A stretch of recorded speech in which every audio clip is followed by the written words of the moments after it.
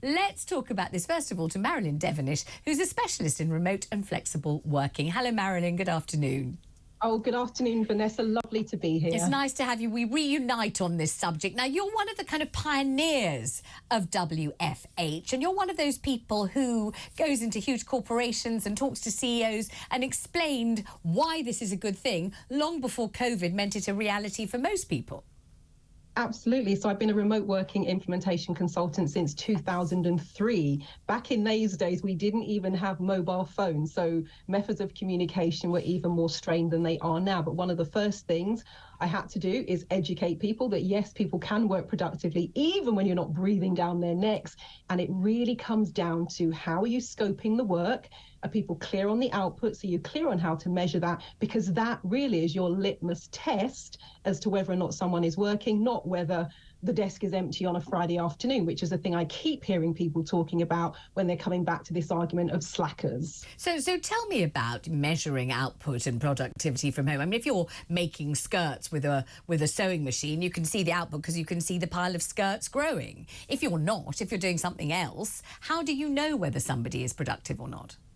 Well, let's just say, for example, if someone has to produce 5 reports a day, a week, a month, whatever that happens to be, depending on their complexity, if they're only turning in 2.5, there's an obvious problem there. If you've got metrics in terms of how quickly, let's say, the phones are answered, or you've got turnaround times for email responses, and those are not being met, again, there's your measure that something here is going wrong. Mm-hmm. So I'm always saying, look at the productivity, what we used to call back in the day the KPIs, the key performance indicators, because those will tell you the story, not you phone someone and they were in the supermarket when you think they should have been at home, but they were in the supermarket because they've already finished the work that needed to be done that morning. And so it's convenient for them to pop out. And I always see people just, getting the metrics completely wrong. And that's one of the things that over the years I've really had to be quite firm on, having people make sure we're clear about what are we actually talking about here. It's not just the... Let's bring into this discussion a gentleman I haven't seen in person for far too long and I'm missing enormously.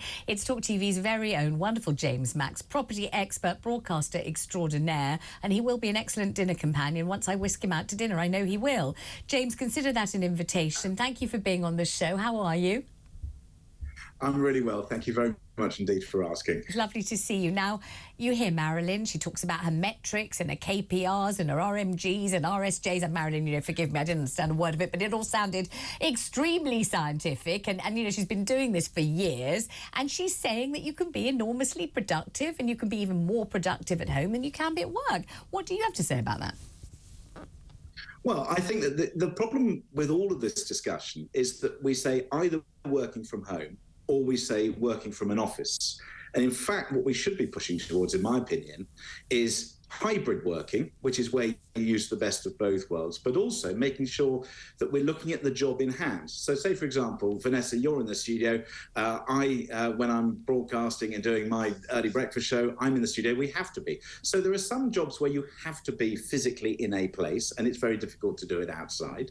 But there are other jobs where, yes, of course, working from home should be part of the mix. And I actually think that the language used by the investment banking boss to say slackers is actually pretty foolish, because his staff, I assume it's him, their staff have been working pretty hard during very difficult circumstances. But now we need to change and we need to pivot. We need to move back to, well, what is the best for the business, but also what's the best for your staff? So sometimes physical contact, personal contact really is good. So anybody who argues to me that working from home full time, all the time, is going to produce better results, in my view, is probably wrong. But it slightly depends on the job that you're doing. Let's bring Marilyn back in. Marilyn, what about the fact that when you work from home, you don't get any kind of vibe? So you don't kind of know what's going vaguely wrong at work. You don't know who is underperforming. You don't know which department could help, do with a boost. You don't get to talk to anyone and think, oh, hang on, what about that thing we used to do in 1972? Couldn't we do that again? Where was that report that we filed long ago that was actually, you don't have any of that kind of brainstorming, sparking off one another, that kind of thing. You're just in this kind of isolated silo, kind of, toiling away solo, and you don't get any of the kind of stimulation or the kind of corporate feeling that you get from working with other people that you can see in the office. And first of all, I'm going to say I absolutely agree with what you just said, Max. For me, it's not black and white. I want flexibility and I want choice. And hybrid working, I would definitely say, is a good way to go. Now, with the interaction side, absolutely. Getting that sense of camaraderie, what you call the water cooler moments, those are all really, really important. So one of the things I'm often saying to organizations is this is now makes your, what used to be called, you know, very backhanded, a bit like the slackers comment, oh, soft skills training. It was very derogatory. Oh, away days, just a jolly. It's like, no, these things are now really important. Just explain, can I interrupt? I have to interrupt you, Marilyn, because there will be people listening to this and they will think very similarly to my late father, which will be an away day. What is that? Some kind of junket, some jamboree, some kind of, you know, fandango where you all go off in a coach and have a large lunch and get drunk and get off with one another, and it's all on company time and company money. What an absolute waste of time and effort. Now, he is dead, but I feel I can be his mouthpiece on earth at this moment because I feel I know so intimately what he would say, and I can't believe he's not the only person, so I shall just put the phone number out. If, like my late father, you think that an away day, a corporate away day with work colleagues is an absolute waste of time and money, then let me know. 0344 499 1000. If, on the other hand, you've made the most magnificent work liaisons, decisions, creative, I don't know, whatever they are, project ideas on an away day, and the bonding is really important, you can ring me on 0344 499 1000 and tell me more. Marilyn, sorry to interrupt. Sorry, please. No problem. And I'm laughing. I'm sure your dad and I would have got on famously. And I'm going to say that, yeah, I've been to away days like that, the one you described, and I've been to away days like the ones I facilitate, where it's productive, where we're bringing something together. Let's say there's a new piece of work, there's a project. You're looking at how you want to move forward. You want to gel the team. You want to bring people together. You've seen that there are problems and issues developing because you're looking at those numbers. And now we're going to say, what are we going to do about that? How do we come together collectively? So team meetings, the away days, those things are super important. I do think they should still happen, and getting those dates in the diary well in advance so people can accommodate and work around them. It's not just everybody at home or everybody back to work. I want to see balance. And I want to see people being more flexible. And I'd love to see us drop the stigma that just because you're not at your desk, it doesn't mean you are working. Because I know people who are playing solitaire until the cows come home, but they were right there in the office. You could see them. They looked really busy. They were focused. They're playing games. It's got nothing to do with it. They could be slacking off anywhere. So I want to get rid of that stigma. OK, I'll give James a chance to reply. But first of all, will you both please listen to my lovely caller, Sharon? Now, Sharon's on the line in Kettering. Sharon, how lovely to have you on the show. Good afternoon. Hi, hello. How are you? All right, how are you? I'm okay, thank you. And I have finished work for the day, so I'm watching you on TV. OK, 4:12. That's quite nice. That's quite a short working day. What time did you start? I started about 9, but it's very flexible. I'm a journalist. I've worked from home for more than 30 years, and I love it. There's no corporate politics to put up with, no fashion parades with all the women and secretaries that are quite bitchy, if I'm allowed to say I don't think you could use that word, but we get the gist. We get the gist. Okay, yes. Lecherous bosses. It's none of that. I can do what I want, when I'm ready, as long as I meet my deadlines, as long as I complete the work on time. I do not miss deadlines. If I get a sudden call, please can you help, can you fetch your grandchild from school because she's ill, I can drop everything and go, provided I'm not on deadline. I need to go shopping, I go. I need to take my dog to the vet, I go. But as long as my work is done, I'm fine. I'm going to bring James Max in. This is a very happy lady. She's been working as a journalist, and you have to be very talented to do that and be employed for 30 years, as we've seen so many out in their ears over that time. And James, she's having a belting time. She likes it. She can go pick up a grandchild, do a bit of washing whenever she fancies. Have fun.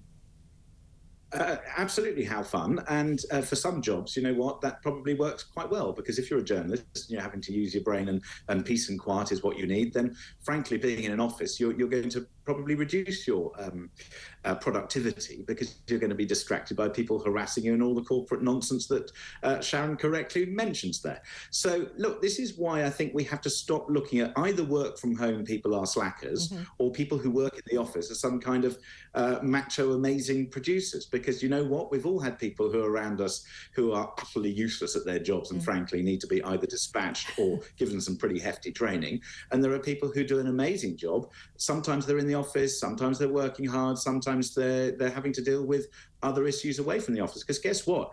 If you've got a family problem, or if you've got something being delivered or something, it can be so distracting that you're not going to get any work done anyway.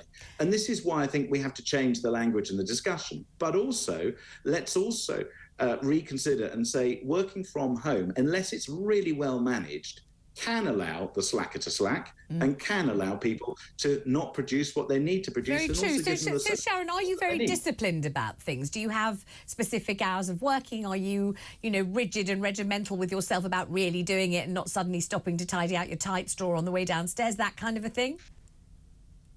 Has she gone?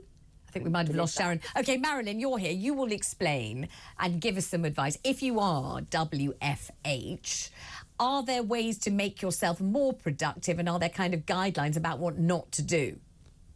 So one of the things I always say is get dressed, even if you do the newscaster thing from the waist up. And Vanessa, I'm not suggesting you're not wearing anything from the waist down, but you know what I mean.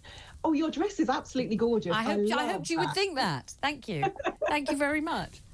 Absolutely. But I always say to people, get dressed, because there is something psychologically, what you're neurologically hardwired and anchored. Once you've put, let's say, your shirt on, your dress on, etc., something changes in you neurologically. I would say if it allows it, and even if you're using your kitchen table, it's designated workspace while you are working, clear it off at the end of the day and recommission it as the dining room table, but have that thing about entering the room to go to work, leaving the room when you have finished. Good idea. I use little timers, so I will say, and I know it doesn't sound like much, there is a massive amount you can get done in 7 minutes. So I'll often say, right, timer's on, head down, do this for 7 minutes. And it becomes like if it was old style gamification when I first started doing it 20 years ago, because that word didn't even exist, but you find yourself racing against the clock now. You want to get it done. And in that final minute, you're going to say, right, okay, what's the next thing? So you find that you've got these little peaks, and work in blocks of 20 to 40 minutes, and then at least have a minute or two where you have a break state, because from an accelerated learning and brain point of view, you start to come off the boil. Right. If you're pushing on too long, you get mentally and neurologically fatigued. And so have those little breaks. And what that means is, rather than nose diving, you've got a smoother curve, and make yourself accountable. If you know that you're someone who will get distracted by cat videos, then say to someone, I'm working on X, Y, Z. My plan is to finish it today. I will touch base with you, or ask me, check up on me, let me know how I'm going. So I'd often say to people, get an accountability buddy. So those are a few things just to get the ball rolling. Okay, final question for Mr. Max. How do you stop yourself giving yourself a treat every 7 minutes when the timer goes ping, and looking in the fridge just to see if anything more interesting has appeared in the fridge 7 minutes later than the last time you looked in the fridge, hoping something delightful had appeared? Well, all I can say is that having done quite an extensive defatting exercise over the last year, I think I've lost just over 3 stone. That's why I'm asking you, because you look very svelte indeed. That's why I'm asking. It's a tribute to your enormous svelteness. That's very kind. I think the thing is that you need to make sure that you are not using those sorts of rewards as your goals. So if, for example, you are using the 7 minutes, I have to concentrate a little bit longer on the things that I'm doing, but I try and make sure that I don't allow myself to fall into habits. Treats should be treats. So if a treat is, whether it's biscuits, cake or anything else, I don't ban anything. But I do try and make sure that those treats don't become a habit. And it's rather like, I think, working as well, is that if you introduce bad habits into your work life, you are not going to be productive. If you bring good ones, then you will. And one of the things I would say, that even if you are working from home a lot, do try and make sure that you don't go and look at the fridge other than at certain times in the day. Don't do it. But also do make a habit of going into your workplace and showing your face and making sure that people know what you are doing. Managing up managing sideways, managing down is really important, even more important than in the old days when you used to stick a jacket or something on the back of your chair to indicate, oh yes, I'm still working, even though you've gone to the pub. Let's just confirm, Marilyn, it's a good idea to appear at your workplace at some point, even if you largely work from home, isn't it? Just so they remember who you are, you give everybody a kind of reminder, friendly reminder that you're part of the team, and even if you're not physically there most of the time, it's worth doing, isn't it? Absolutely. And I would also say one of those things, keep a little running note. I want to speak to so-and-so about this. I want to look into that. Oh, I've got this idea about this. I've got this idea about that. Now, depending on how the organization is structured, if they have good lines of communication, you can be throwing those ideas into the mix, even remotely. But when you are in the office, you are making an impact because you're saying, hey, I wanted to talk to you about this. And Max, I had an idea about that.